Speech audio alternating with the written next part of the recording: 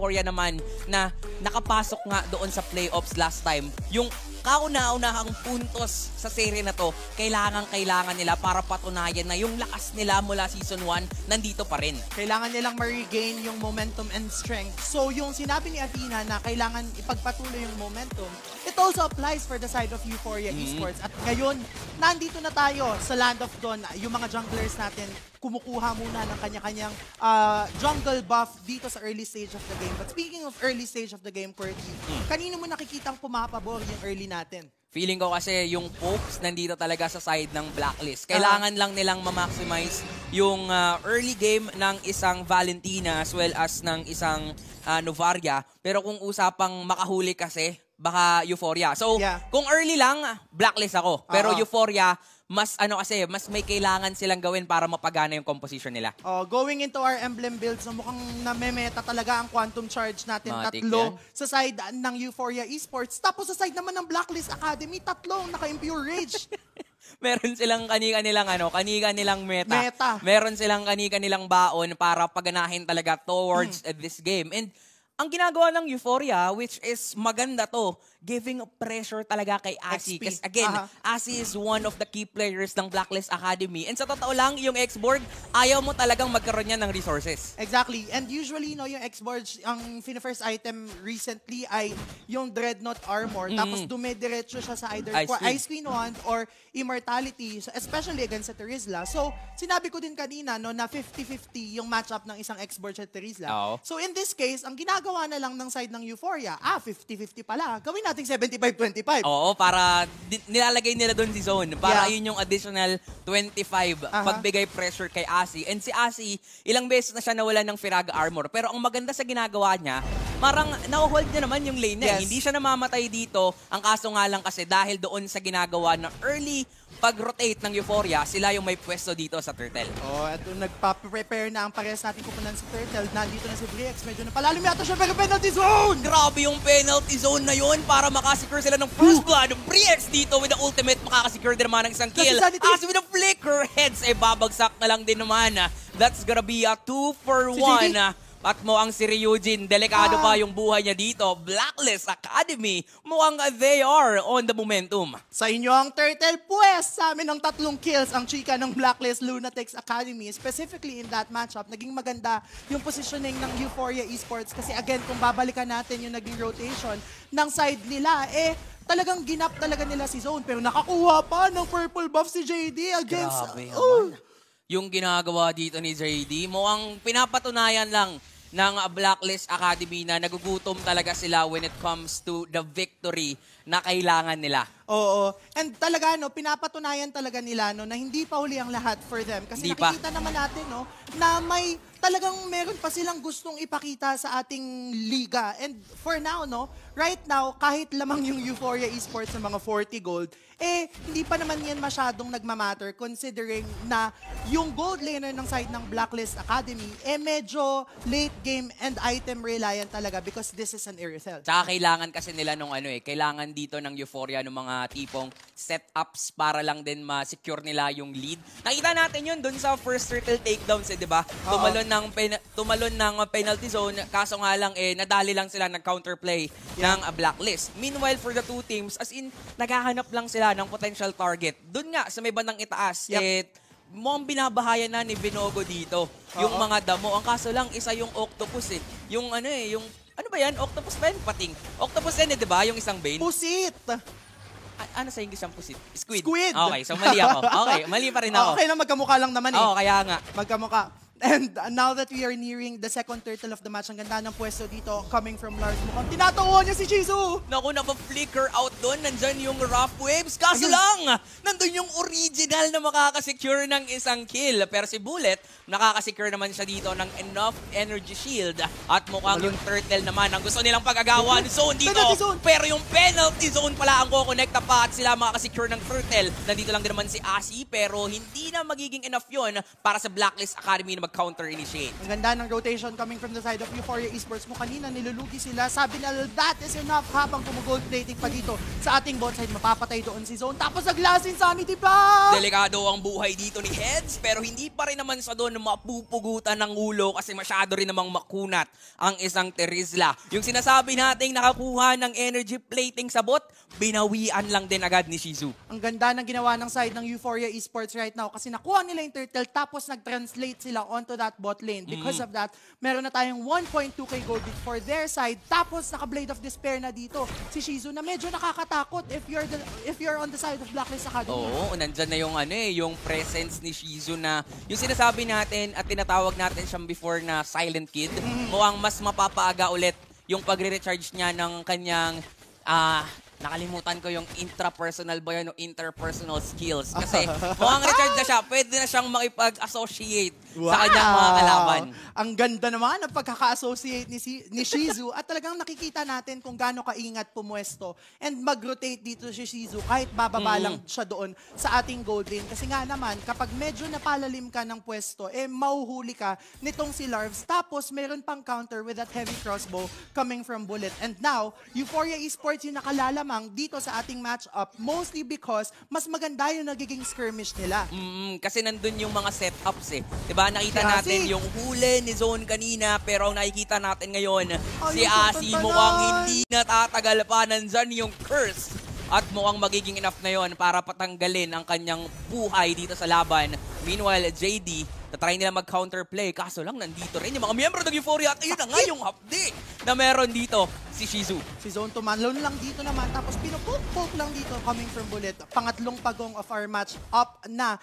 5 miyembro ng side ng Euphoria Esports ang nandito habang Tegi Bam ang isa sa side ng Blacklist Academy Lunatics. Squirty, ganda ng pagpe-prepare coming from Zone at mukhang this turtle will go uncontested! Nag-flicker in doon, binuhos lahat kay VX. Kaya naman ang Euphoria, after securing the turtle, makakasecure pa sila ng isang kill at pwede pa nga silang mag-transition doon sa may bandang itaas on taking down a turret kasi nandun agad yung step ahead na meron ng Euphoria Esports. Kung babalikan natin, sinabi ni Athena sa isa sa kanyang mga keys to victory, kailangan panghawakan ng parehas na kupunan yung early game advantage na meron sila. And mukhang ngayon, Euphoria Esports ang gumagawa ng QWERTY. Kung makikita natin, naka-immortality na dito si Zone. So, ibig sabihin, mas malawak yung margin of error na meron siya. Magkamali man siya ng talon, pwede pang maging negligible kasi meron siyang second chance. Diba? Meron pa siyang flicker para makatakas. And sa totoo lang, yun talaga yung nagiging key para dito sa Euphoria na may manalo sa mga team fights. Kasi yung setups yung initiations na ginagawa dito ng mga setups from Euphoria. Meanwhile, for Blacklist Academy, wala sila nun. So, hindi talaga nila kayang magkaroon ng setup or panghuli. So, hindi talaga nila magawa na makipagsabayan when it comes to the team fights. And ito, kung kanina, nandito si Zone towards our XP laner, which is si Heads. Ngayon, sinasamahan na niya si Shizu kasi alam niya, enough na yung damage capability na meron ito. And now, mukhang tumatalon-talon lang siya dito pero wala munang mangyayari. Clear lang ng kanilang mga lanes habang si Asri na naka-ice clean wand na. Unti-unti na niyang pinupoke yung kanilang mga kalaban pero Euphoria pa rin yata ang may hawak ng kalamangan. Sila pa rin talaga. Sila pa rin nga yung may hawak ng control. Kasi kung papansinin mo nga yung bottom lane, tinatrabaho lang ni Binogo. Ayoko ng teamfight. Gusto ko ng Torre. Ryujin is low, pero okay lang yun. Makakatakas naman kasi siya. At mukhang yung Torre talaga. 8 minutes in, basag yung base turret dito ng Blacklist. Partida may sabog pa yun pero ito na lang ang naging response sa side ng Blacklist Academy. Susubukan lang bigyan. Mukhang mamamatay lang din naman siya dito at si Zone ang susunod nila. Ang kaso lang nandito na rin din naman ang mga miyembro ng Euphoria. Shizu and Binogo are here. Pwede silang mag-go ngayon pero Blacklist, mukhang sila ang magbaback away. Kailangan muna nilang mag-reset. Maganda na nakasecure sila doon ng isang kill. Ang kaso lang, ang kapalit kasi noon, base turret nila. Oo, and medyo nagiging mahirap na to for the side of Blacklist Academy kasi malawak na yung control ng mapa ng side ng Euphoria Esports. Tapos si Zone tumalon, flicker! Niyakap at nandyan yung mga bomba, yung kakunatan ng isang Fredrin. Mawawala lang din agad. Euphoria securing that Lord. At mukhang makakasecure lang din naman ng 2 kills dito ang Blacklist. Lord para sa 2 miyembro, pero nakakuha din naman ang Euphoria na yan ng isa. Ang ganda ng trade coming from the side of Blacklist Academy. Doon sa side na yun, kaya nakuha ng side ng Euphoria Esports yung Lord ay dahil merong 3 level gap yung jungler nila against the jungler of Blacklist Academy. Ibig sabihin nito, mas malakas lang yung retribution. Pero kung titignan natin ang items, in terms of gold laner, medyo equal lang din naman sila sa itemization. Kasi kung papansinin natin, hindi naman nalalayo yung gap ng gold laners natin. Which means, hindi pa huli ang lahat para sa side ng students. Kasi hindi pa namamatay si Irithel, which means pwede pa siyang mag-burst and pwede pa siyang magkaroon ng kanyang power spike kung sasabihin nga natin. Yung mga masasakit na heavy crossbow na magagaling sa isang Irithel, yun pa yung inaantay nating mangyari. Na-point out mo na rin yan kanina eh, di ba? Na parang yung lineup and composition kasi dito ng Blacklist, they need enough items para makipagsabayan doon sa setups na si Heads hindi nag-aalangan ibuhos kasi meron silang margin of error, lalong-lalo na nasa kanila yung 3.4k lead. Yes, and speaking of margin of error, hindi lang din naman kasi si Heads yung merong crowd control for the side of Blacklist Academy. Kaya naman ito si Zone, nagcha-charge na dito, wala siyang mahuhuli pero mapalalim yata siya doon, susubukan siyang bigyan. Mukhang okay lang naman yata pero mukhang hindi kasi nabigyan na punish ang roamer dito ng Euphoria. Kasi habol pa nga doon. Gusto niyang ihawin yung Kadita. Ang kaso lang, makakatakas lang din naman yun. And Blacklist Academy, tinry lang nilang dumepensa talaga dito. And nagawa naman nila. Meanwhile, for Euphoria, ito yung sinasabi natin. Okay lang na magkamali pa sila. Pero, kailangan pa rin nila maging maingat sa mga ganun. And for the side of Blacklist Academy, no, medyo kailangan nila maging wary in terms of their lane management. Kasi nakikita ko na nakakapalag sila in terms of team fight, pero ang nagiging problema nila ay yung mga lanes sila. Medyo nahihirapan sila sa endless barrage coming from the side of Euphoria Esports. Every time nag-e-extend yung Blacklist Academy, walang nagde-def doon sa weak lane natin. Yung weak lane natin, yung hindi katapat ng Lord. And dahil walang nakakapag-defend doon, walang nakapag-clear ng minions, lumalaki yung mapa na meron ng Euphoria Esports. So dito natin makikita na ang Euphoria, meron silang planong makipag-teamfight, pero parang ginagawa lang nila yung pang-bait para mas makasecure ng bigger objectives, which is to secure a lot of turrets na kung saan dahil nakasecure nga sila ng mga ganong objectives, nakakasecure sila ng maraming items as of now. At nakikita natin dito, yes, dikit when it comes to the gold lane, pero kahit papano kasi, mas surely for Euphoria na nakakaangat sila little by little. Yung mga maliliit na bagay na yun, kasi nga, ang sabi, maliit na butas, Hindi ko alam yun eh. Okay, pero hindi ko alam yun. Ituloy mo. Ituloy mo habang wala pang nangyayari. Ayoko na. Sige, okay lang. Pero yun nga, yung search ko na lang yan mamaya. Yung mga maliliit na bagay na sinasabi mo, Qwerty, kapag nagpatong-patong sila, nagiging malaki kasi yun. So yun yung nagiging difficulty for the side of the students. Meanwhile, a second Lord is up. Tapos nagpupoke lang sila, pero nag-penalty zone against Zone. Di Zone agad dito ang binuhusan ng mga miyembro ng Blacklist. Ang kaso nga lang, mukhang diversion play lang yon ng Euphoria kasi ang target lang nila, again, ito yun merong diversion sa gitna, ang target nila is much bigger objective which is the Lord na ngayon pangalawang Lord, wala naman ng kakatokin yan doon sa ibaba. Pero baka makasecure pa ang Euphoria dito ng maraming base turrets. Kung papansinin din natin, nakita ko kasi na nag-pick up si Zone ng Dominance Ice. Unlike before, kailangan pinaprioritize mo yung Dominance Ice as a roamer. Pero now, medyo nabawasan kasi yung defense mechanics niya. So, mas pinaprioritize ng roamers yung Dreadnought Armor. Now, nag-conceal play sila dito towards the top lane. Napopoke nila si Larves habang nagdedepensa ang side ng mga students. Grabe ang hapde ng mga miyembro dito ng Euphoria. At mukhang Blacklist Academy, kaya naman nilang depensahan to. Pero ang tanong kasi hanggang kailan sila magiging defensive lang kontra sa aggression na meron dito ang Euphoria.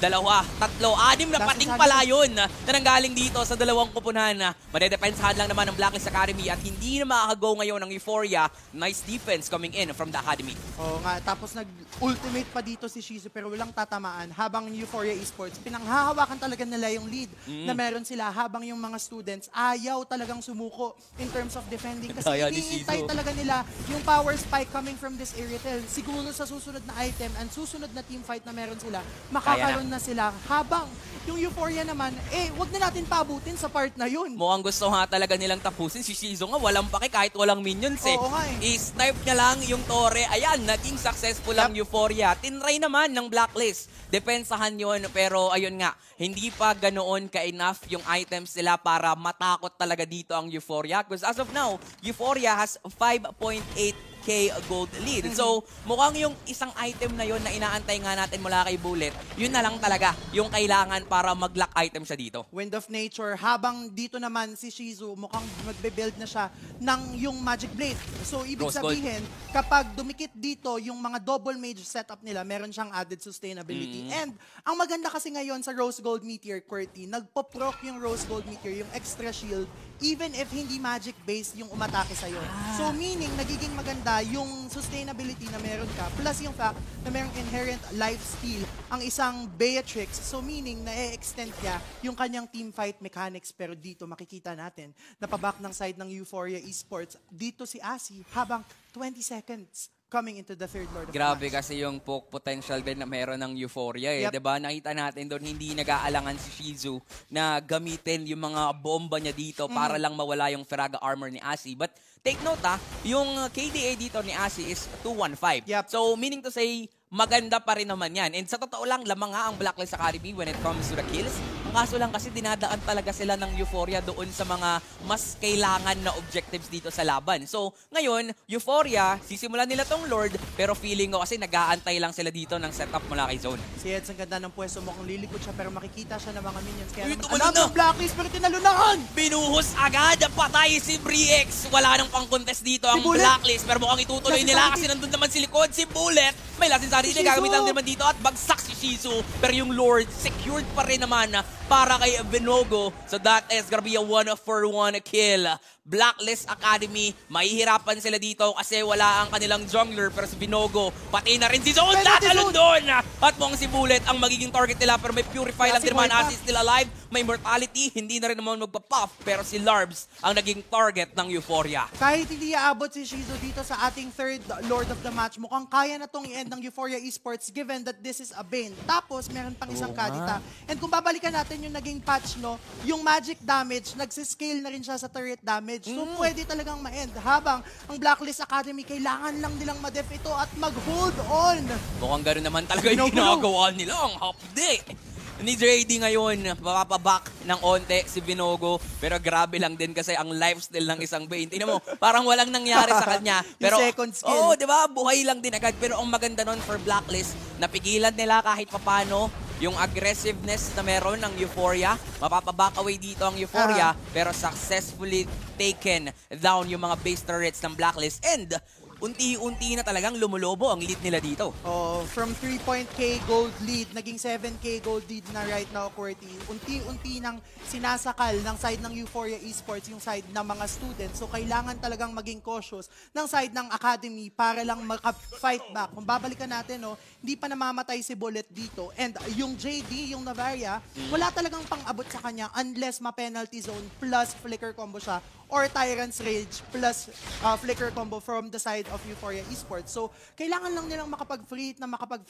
using yung Astral Meteor, Astral Recall, and yun talaga yung kailangan nilang mangyari. Now, yung items natin both of our gold laners, full build na. However, ang ganda ng pwesto coming from Eugene. So, kapag napalalim, yung magki-clear sa side ng Blacklist Academy, medyo kaya na niyang i-burst ito. Oo, di ba? Isa na lang yung kulang sa kanya, pero okay lang yan. Kasi as of now, di ba, parang ang kailangan lang din naman talagang hulihin dito ni Ryujin, si JD. Pero lumaki yung lead na meron dito si Bullet. Kasi napatay si Shizu kanina. Yeah. Meanwhile, si Bullet, untouchable pa rin siya dito as of now. And medyo nagulat din ako doon sa itemization niya. Kanina sinabi natin na baka bumili siya dito ng Wind of Nature. Pero hindi Wind of Nature yung binili niya. Bumili siya ng yung barrel.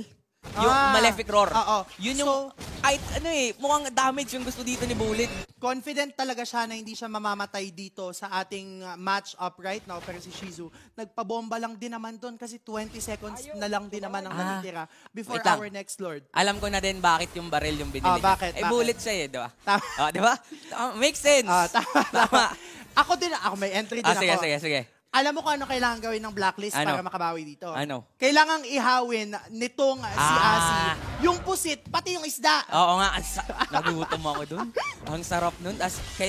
Ayun yung ayun na yung pumapasok yung kasangkapan na kailangan. Yes. Lalagyan mo ng kamatis ng mismong mga, ano pa ba yun? Sibuyas. Oo. Yung mismong pusit dito, pati yung mismong kadita.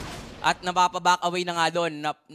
napilitan gumamit si Ryujin dito ng kanyang ultimate just to back away. Pero for Blacklist naman, kailangan din maging maingat ni Briex kasi eto na yung mga objective takedowns na paulit-ulit na set-upan doon si Briex, pero ang sinet-upan nila dito, walang iba kundi si Asi. May mortality pa yan, meron pa yung Firaga Armor, kaya naman matapang pa dito ang Blacklist. Pero si Binogo, ang target niya lang doon si Lord. Mukhang si Briex, mamamatay na naman yata, pero ang namatay doon, si Ryujin. May mortality na magpapap dito kay Briex. Mukhang ang target nila dito, especially ni Heads, yung likod. Patay dito si Bullet, yung untouchable na Iritel, babagsak na ngayon. Si Asi naman ang kanilang isusunod, may mortality na magpapap, pero si Shizu, naku, tinamaan doon ng Limtek na nanggaling kay JD at si Lorbs dito. Mukhang mag-grow na rin naman nasa player, kaso nga lang, aabangan lang din siya ng mga miyembro ng Euphoria. Merong pag-grow din si Heads. Perfect! Ang ganda ng mga winter transition play from both of our teams, pero walang nakakalabang. Pero si Briex, sinalunan na dito ni Zone. Mukhang papatay na lang siya ng side ng Euphoria Esports kasi alam nila na ayaw nilang makuha yung Lord. Tapos si Asis Lino na paretry din naman dito. Tapos mag-back away yung isang Fredrin. Pero tumatalo na naman si Zone. Ang gulo na nung laban kasi doon din sa likod merong sariling nagaganap. Kaso nga lang si Briex dito, babagsak na rin naman si JD. Napilitan siya doon. Ayaw niyang maging win-nuns to para sa Euphoria. Kailangan nilang depensahan. Mukhang yung Lord ay mapupunta sa side ng Euphoria. Pero doon sa hinaba-haba nung laban, kahit papano, lumiit naman yung lead na meron ang Euphoria. Nakita na natin yung half day na meron ng Blacklist. 15 seconds before, 20 seconds before our next Lord comes up. So mukhang mabubuhay pa yung dalawang miyembro ng side ng Blacklist Academy dito. So kailangan lang nilang maging maingat and maklear yung mga minions para hindi magsabay-sabay for the side of Euphoria Esports. Tinalunan na dito si Asi. Binigyan agad doon. May Firaga Armor lang din naman. Pero sabi ni Zone, talunan na rin natin yan. Kasi dito hindi na siya makakatumbling pa para makalayo. Kasi nilubugan na rin naman ng Euphoria. Binogo is low, Zone is low, may mortality lang din naman siya dito, pero si Shizu na low on health. So doon, tinry niyang tapusin agad yung laban, pero yung depensa ng Blacklist dito, mukhang gusto pa nilang tumagal sa laban. Magpapop yung mortality ni Zone at mukhang medyo nararamdaman talaga nila yung hapde nitong si Bullet. At mukhang nandoon din naman yung hapde na nanggaling kay JD. Oh my goodness! Blacklist Academy, ayaw talaga nilang magpatalo kasi 4 na Lords na yun. Hindi ba? On the side of Euphoria, pero sabi nila hindi pa tapos ang laban. Bullet, free hit lang ng free hit. JD with those crucial hits against the damage dealers and yung crowd control givers from the side of Euphoria Esports. So medyo at this point in the game, Cortino, yung 4.1k gold lead na yan, negligible na yan. Kasi pang buy and sell na lang yan. Okay na yun para sa Blacklist na depensa lang kung depensa as long as matatagalan talaga nila to, makakapag-invest sila ng items, makakapag-dish out sila ng damage kasi si Shizu mapapauwi siya ngayon. So Blacklist makakasecure ng 2 tore. Kailangan lang nilang i-manage ngayon yung mga minions on the side lanes kasi nga naman baka doon dalihin ng Euphoria. Oh, and ito yung sinasabi natin na crucial yung lane management for both of our teams. Walang gustong magpakabog. Yung 3.5k gold lead natin ngayon. Again, as I've mentioned, hindi na yan nagmamatter as much because TikTok timers na to and super crucial na mga oras na ito for both of these teams. And kailangan lang maging mas crafty ng side ng Euphoria Esports. Gumawa sila ng diversion play to just be able to close out this game. Kasi kapag nag-team fight ito, tapos hindi nila agad napatay si Bullet, mukhang sa side ng students yung advantage come into this 23rd minute. Kasi nandun lang sila sa likod pero nandito si Briex na huli na naman. Sana naman yung mawawala dito, wala pa rin namang objectives pero yung pick-off na yun ang magsadala para sa Euphoria na ma-secure ulit yung lead and control nung laban. At dito natin nakikita na kapag may nahuli, may mamamatay. Oo, kasi yung chain crowd control na meron yung side ng Euphoria Esports, hindi ka na talaga makakagalaw kahit naka-tough boots ka pa dyan. Sadly, for the side of Blacklist Academy, wala pang immortality doon si Briex, hindi pa nagko-cooldown. So na-pick off siya, especially coming into the 5th Lord of the match, habang yung side ng Euphoria, nagpe-prepare lang sila dito. Mukhang ang call nila, Qwerty, ay subukang i-end. Mukhang ganun na nga talaga. Kakatok sila dito.